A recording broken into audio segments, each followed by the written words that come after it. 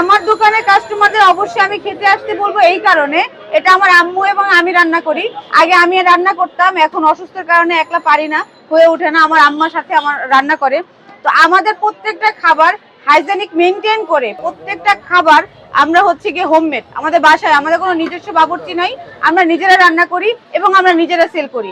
আপনি দেখবেন নিজে রান্না করে নিজে যখন সেল করতে যাও ওটার প্রতি একটা মায়া থাকে। ওই মায়ের ক্ষেত্রে আমি একটা কাস্টমারকে বুঝাইতে পারি যে আজকে রান্নাটা এভাবে হয়েছে বা আমরা এভাবে রাঁধছি। বাবুর্চি দিয়ে রান্না করলে কিন্তু ওটা হয় না, কোনোদিন নরম হয়ে যায়, কোনোদিন শক্ত হয়ে যায়, কোনোদিন লবণ হয়, কোনোদিন হয় না। তো আল্লাহর রহমতে আমাদের এরকম হয় না, আমাদের কোনো নিজস্ব বাবুর্চি নাই, আমার মা এবং আমি রান্না করি। এই জন্যই বলবো আমাদের কাস্টমারদের আমাদের এখানে খাওয়ার জন্য যে আমাদের প্রত্যেকটা খাবার হোমমেড খাবার এবং স্বাস্থ্যসম্মত। আপনি নির্দ্বিধায় আমাদের এখানে এসে খাবার খেতে পারেন।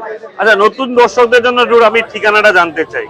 আর নতুন দর্শকদের জন্য আমাদের ঠিকানা হচ্ছে মিরপুর 2 নাম্বার শেরে বাংলা স্টেডিয়ামের 4 আর 5 নাম্বার গেটের মধ্যখানে বড় করে আমাদের ব্যানার দেওয়া আছে তুহিনবার খিচুড়ি ঘর। আর আমি তো এখানে থাকি।